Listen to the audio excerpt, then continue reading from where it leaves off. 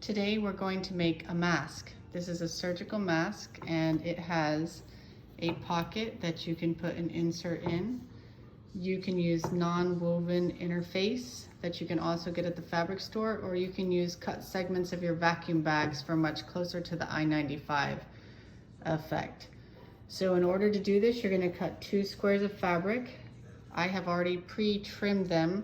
So the smaller one is 9 inches wide and 6 inches long, and the larger one is 9 inches wide and 9 inches long. I have folded over the lower edge of each one and sewn it just to make a nice seam.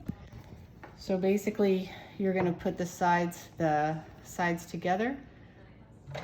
For the nose clasp, to make a nice pinch, you're going to cut a small section of twist tie. I got this at the fabric store. And I have already pre-cut 4 segments of bias tape, double fold, that you can see here, to be 13 inches long each. You can also just make your own ties in the usual fashion, or use ribbon. So the twist tie I'm going to put up at the top upper area, and I'm going to pin it in place. This is probably the hardest part because the pin keeps trying to pop out while I sew, as you can see. If you have glue, it'd probably be great to glue it, but I can't find mine because my kids have, I think, taken it all. Right, kids?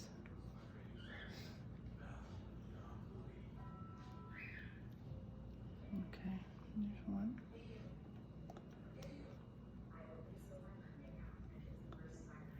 There's 2. I pin it in 3 places. It's important because it helps you guide where you do your rows of stitches later. Then you're gonna put your mask ties in, 1 in each corner, pin it into place. Make sure you pull them down and out of the way so you don't catch them on the seams, which I've done multiple times now.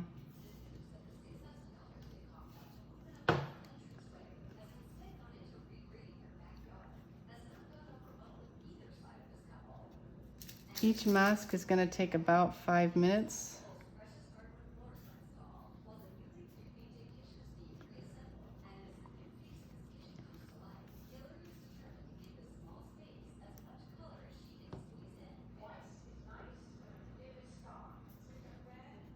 Again, make sure you pull it down and out of the way.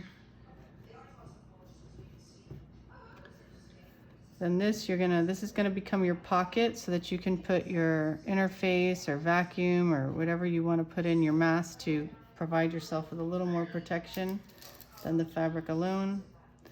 So you're gonna fold that up. Make sure your mask ties are out of the way. Pin that, and I just put 1 pin somewhere here to hold it together a little bit. One last one, and then we're gonna be ready for sewing.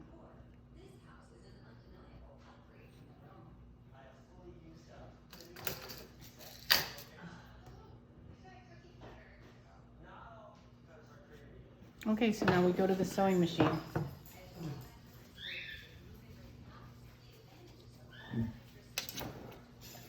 So the first row I'm gonna do is gonna be right across the 1 face mask, which I can already feel I'm catching.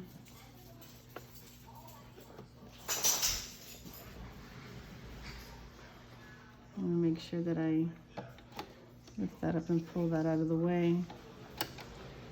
I'm doing this row a little bit lower down to make sure that I get on the down side of my twist tie.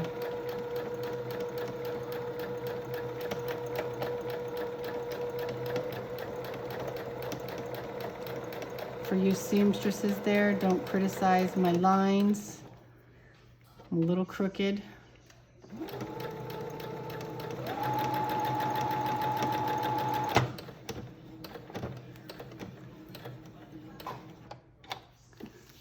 Come into there, and I like to go reverse and double on my ties to make sure they stay in position. And then I'm going to come up on the other side of my twist tie so that it can't escape.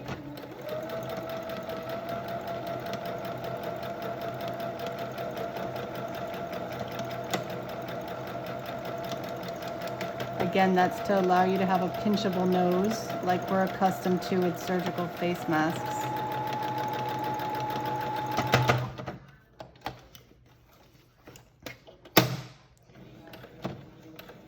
Getting that tie down really well so that it doesn't break out. And now I'm going to just run down the side.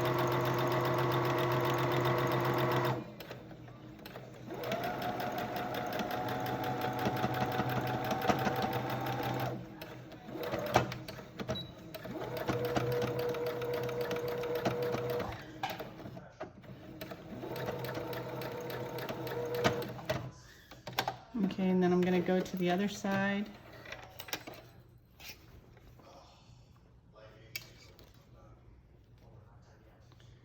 Making sure that I get my mask ties out of the way so they don't get these mask ties. They're always trying to mess me up.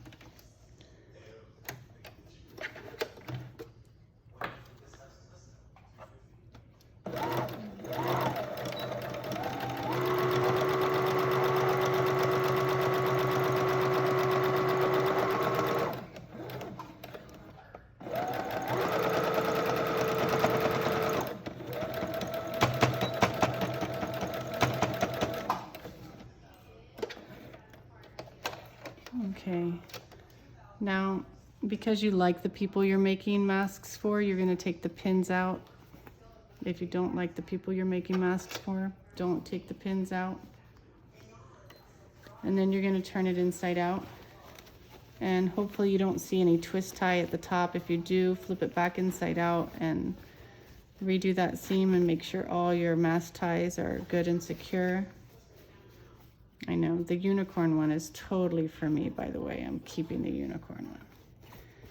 Then just to make the pocket a little smaller so that your interfacing or whatever filter material you decide to use doesn't fall out, I'm just going to make that pocket a little smaller.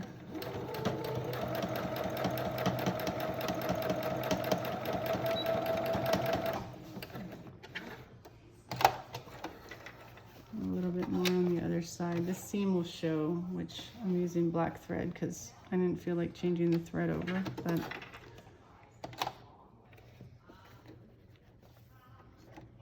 I feel like that might be a little too small. There we go.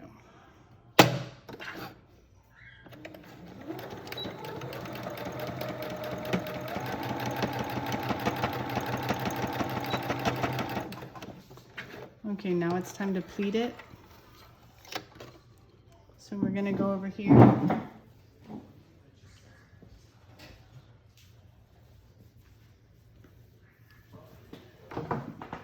You can see that you have your pocket. I'm just going to trim some of these extra threads out of the way.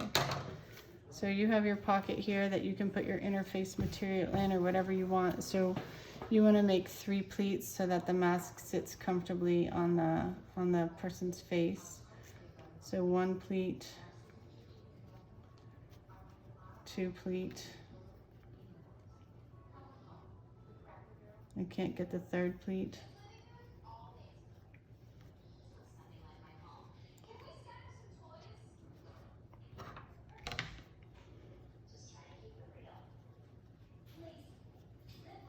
And then once you get those 3 pleats in, you just want to pin them down so that they stay, preferably not through your finger like I just did.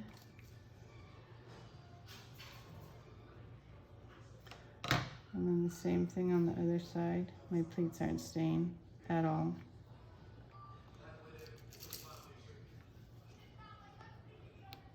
Once I get over to the sewing machine, I take these out anyway because they are all in the way of getting the machine to run. So once you have your pleats, you come back to the sewing machine. Watch out, because there's a needle somewhere on the floor.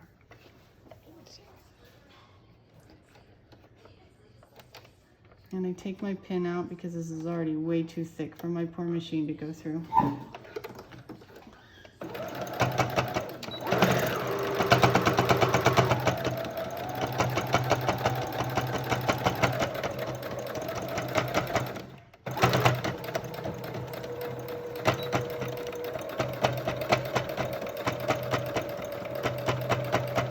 Go over forward and reverse. It would be nice if you use a nice matching color rather than black in the middle of something pink, but nonetheless. And then on the other side, the same thing. It's easier to go with the pleats top to bottom, but I've been having a hard time doing that on this side, so I just cram the fabric basically in there and lift up the foot when needed to